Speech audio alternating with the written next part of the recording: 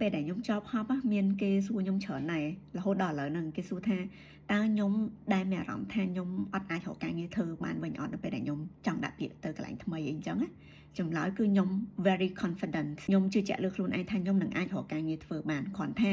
ការងារដែលយើងរកបានហ្នឹងវាបានប្រាក់ខែមកដដែលឬក៏អត់ហើយរឿងប្រាក់ខែហ្នឹងវាមិនមែនថា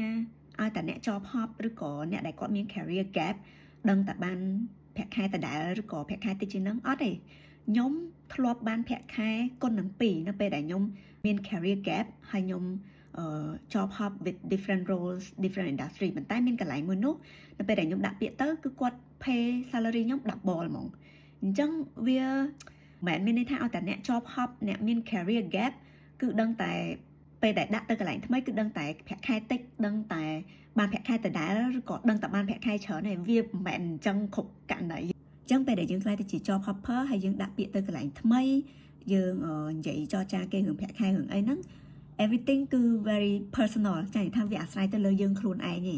សំខាន់យើងចេះ connect the dot between career របស់យើងដែលយើងធ្វើពីកន្លងមកហ្នឹងយ៉ាងម៉េចដោយអ្នកទាំងអស់គ្នាបានឃើញប្រវត្តិការងាររបស់ខ្ញុំខ្លះខ្ញុំអាច connect the dots ចឹងនិយាយថាទោះបីជាខ្ញុំធ្វើនៅក្នុង different industry ក៏ដោយខ្ញុំធ្វើកាន់ career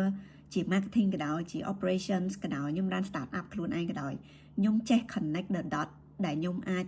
apply រកការងារថ្មីបានស្រួលវាមិនស្រួលខ្លាំងទេប៉ុន្តែវាអាចថាស្រួលដែរហើយខ្ញុំនៅតែអាចទារប្រាក់ខែគេបាន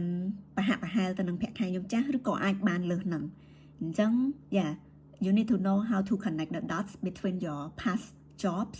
in the past 5 years 10 years អាស្រ័យទៅលើងារដែលអ្នកទាំងអស់គ្នាធ្លាប់ធ្វើក្នុងរយៈពេលកន្លងមកអញ្ចឹងណា